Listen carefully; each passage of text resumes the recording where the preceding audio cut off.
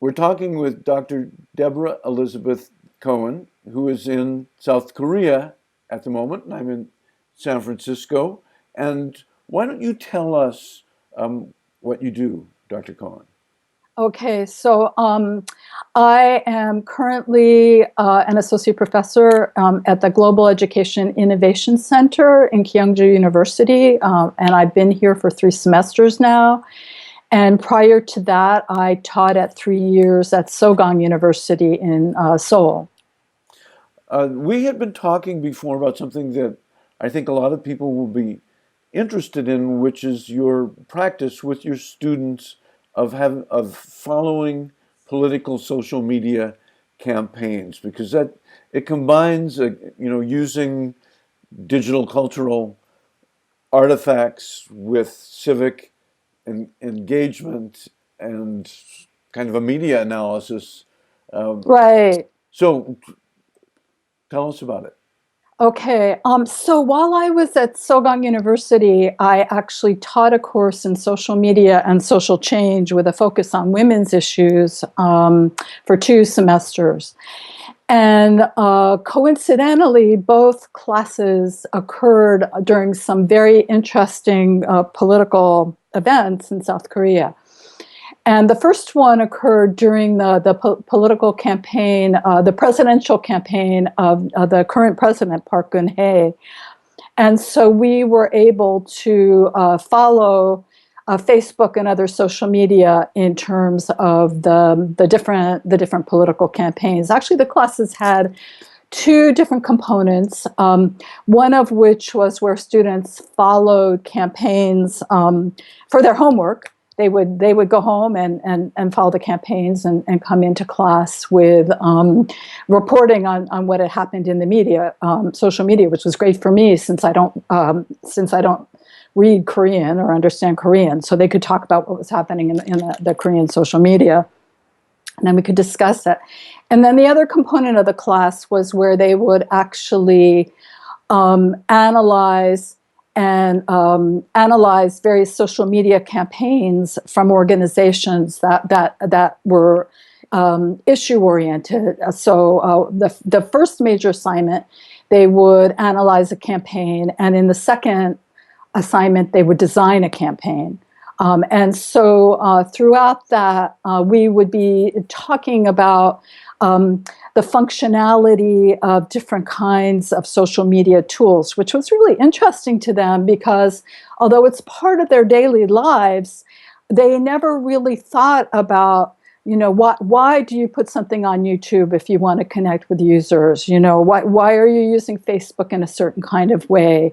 What information are you putting on there? How are you wanting to connect with your users? What's your how can you tell about the composition of an organization by its campaign, and why would an organization that has a lot of money and devoted social media staff people have a slicker kind of campaign than, say, a grassroots campaign that's completely run by volunteers? And so we were able to, in analyzing these campaigns, we were able to talk about a lot of the context of what was happening with organizations and campaigns that they never would have thought about before. So that was very interesting to them. But getting back to the social media campaigns, I was telling you about the Park Geun-hye presidential campaign, and so it's a very, very interesting for students to be able to see.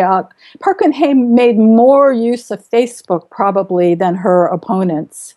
And it was very interesting for students to be able to see the way that she was able to portray the various aspects of the identity that she wanted the voters to be able to see about her by what she was putting on Facebook.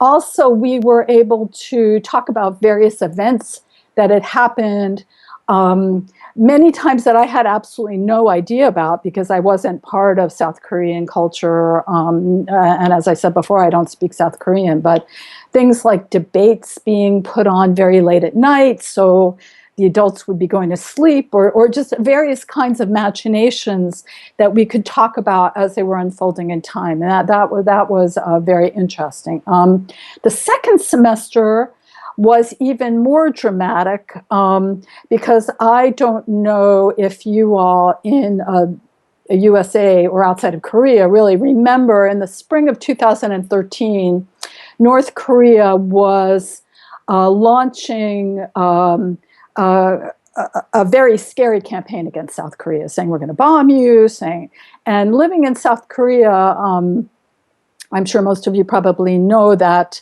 the war has never been resolved, and so people here have been living with kind of a tenuous relationship with North Korea. That's normal. But in spring of 2013, even South Koreans were really worried that we might be attacked by Kim Jong-un. So at that time, I happened to be teaching a class that was made up mostly of actually international students that were from Germany and Brazil and all over the world. And we actually just had 2 Koreans in the class. Everybody else was from another place. And we were looking at the headlines in fear for our lives. And that was in Seoul. So Seoul is very close to North Korea. I mean, if North Korea were going to attack, in Seoul, you would probably really feel it.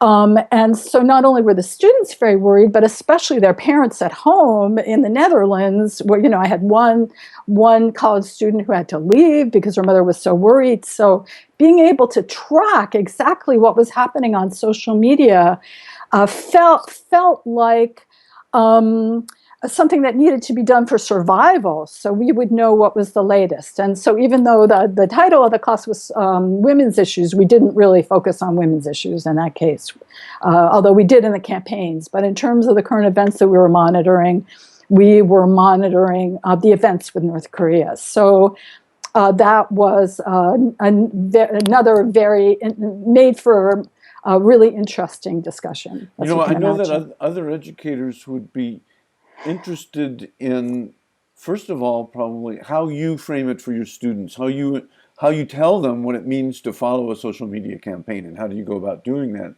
But I suspect that you probably learn things which you then incorporated in your teaching from how they followed social media campaigns.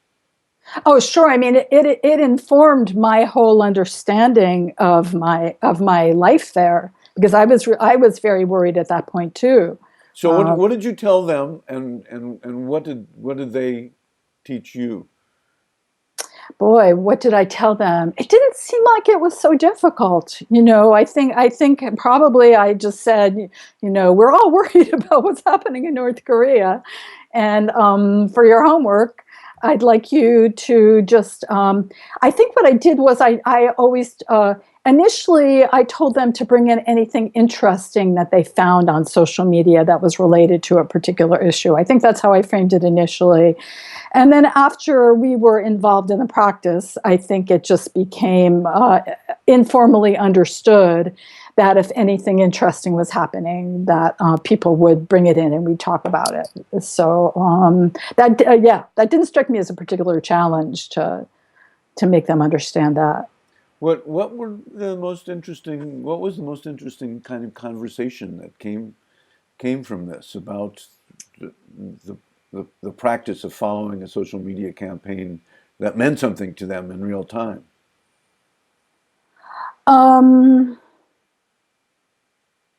Boy, I really just think the revelations about current events that were happening every day, particularly in that one class, since there were basically 2 good Korean speakers and everybody else did not speak Korean, having the opportunity to have translators tell us what was happening um, it was always interesting.